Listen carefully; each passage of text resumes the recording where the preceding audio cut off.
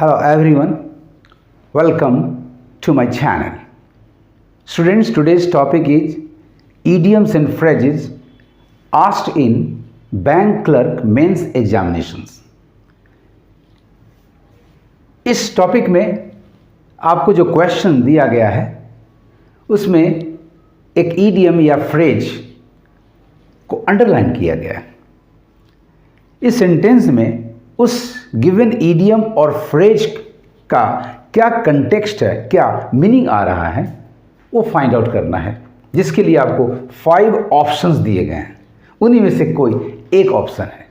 यदि आप bank clerk के पोस्ट पर सिलेक्शन पाना चाहते हैं तो please watch the video till the end. आइए शुरू करते हैं. इडियम्स एंड फ्रेजेस पकड़ने का, उसके अर्थ को पकड़ने का सबसे अच्छा तरीका है कि आप उनके शब्दों के अर्थ को जान लें और उनके आधार पर ऑप्शंस को एग्जामिन करें और सही मीनिंग को, सही ऑप्शन को फाइंड आउट कर लें. तो क्वेश्चन नंबर 1 आपका है, you must be in a fools paradise if you think that it will rain at the time of such hot summers. Underlined words हैं, इडियम है अ फूल्स पैराडाइज. पैराडाइज का मतलब a place of happiness, eternal happiness, जहां खुशी ही खुशी हो. फूल्स मूर्ख का, अर्थात मन का लड्डू, अर्थात एक ऐसा हैप्पीनेस स्टेट जो इल्यूजरी हो, काल्पनिक हो, मन के अनुसार हो, but in reality it is not possible.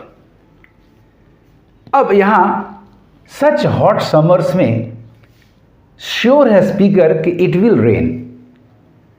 इसका मतलब है there is some illusion regarding the state of happiness. आइए ऑप्शंस को एग्जामिन करते हैं.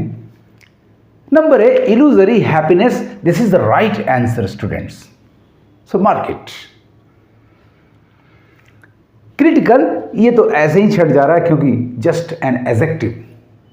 Important, serious, so this is eliminated. Situation एक स्थिति है, बट कैसी स्थिति है, it is not made clear here, so this is eliminated. World, कोई सेंस ही नहीं यहाँ है, hence eliminated. Fooleries, acts of foolishness, मूर्खता वाला कार्य, you can call it foliage. So this is also meaningless here. The right option is number A, illusory happiness. कितना आसान है.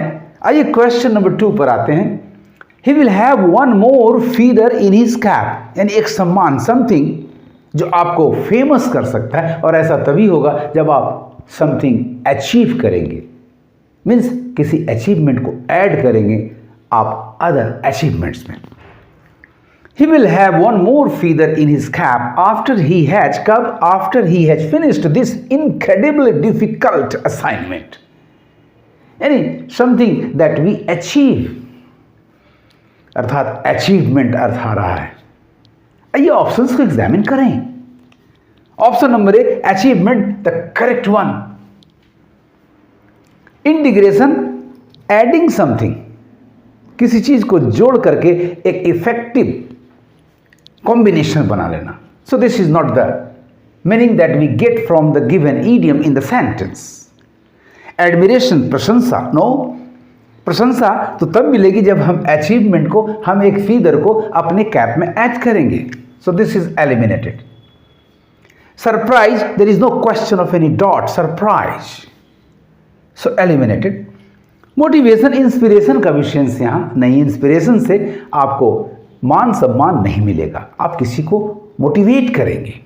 सो this is eliminated.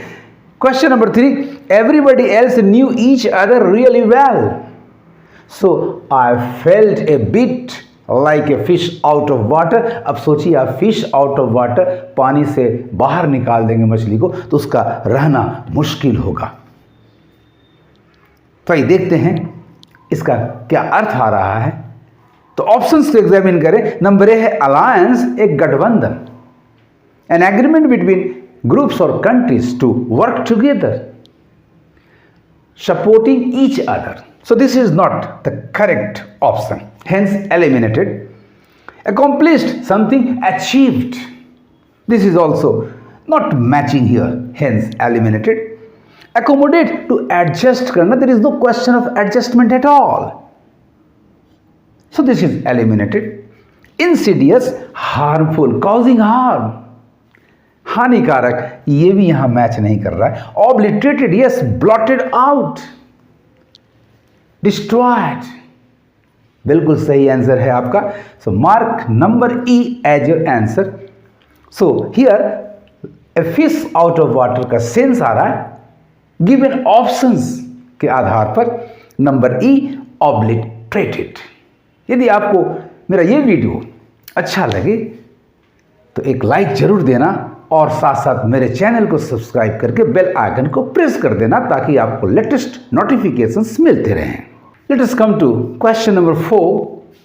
I just need to get my foot in the door and then I can move up. And then I can move up. मैं तब आगे बढ़ सकता हूँ. यानी the given idiom foot in the door refers to some action. यानी जब तक action नहीं करेंगे तब तक आगे कैसे बढ़ेंगे. Let us examine the options. Number A, agreement. There is no sense of agreement here, hence it is eliminated. Associate, किसी से जुड़ना. My possessive case के बाद एक नाउन होना चाहिए, जबकि एसोसिएट आपका वर्ब है. तो चलिए इसीलिए आसानी से इसको हमने एलिमिनेट कर दिया. एफिलिएशन, संबंध, किसी संस्था के साथ जुड़ जाना ताकि अपने काम को आगे कर सके. So there is no sense of affiliation here. Action, yes, the action is the right option, so mark it as your answer. Number E, fraternization, making brothers. भाईचारा के फीलिंग को प्रसारित करना या भाईचारा कायम करना. So this is also not matching here, hence eliminated. The right option is number D, action. I just need to get my foot in the door, get my action done. अपने action को हम perform करें and only then I can move up. Come to question number 5. One must be able to control one's anger and not just bring one's bunch of five like this. That is your fist. भाई गुस्से को control करना है. So bunch of fives का मतलब यहाँ पांचों उंगलियों का एक झुंड जिसको आप बंद करते हैं, क्लोज्ड हैंड और फिस्ट टू एवरी इवेंट. आसानी से अर्थ मिल गया. स्टूडेंट्स आइए ऑप्शंस को एग्जामिन करें. देखिए ऑप्शंस में कौन सा ऑप्शन सही बैठ रहा है. एसोसिएशन, ये group of people for some action some work, so this is not matching here. Punch is the right option, so mark it as your answer. Passel, a large group of persons और things, so this is not the right word here. Bundle, a group of things tied together, so this is also matchless. Club, a group of persons coming together to share one's ideas with another or to play some game to pass their time. So this is also not the meaning here, hence easily eliminated. The right option is number B, punch. इस तरह से बड़ी आसानी से आप शब्दों के अर्थ के आधार पर अपने ऑप्शन को फाइंड आउट करने में सक्सेसफुल हो सकते हैं. आपको मेरा ये वीडियो कैसा लगा कमेंट करेंगे और ज़्यादा से ज़्यादा शेयर करेंगे. Thank you for watching my video.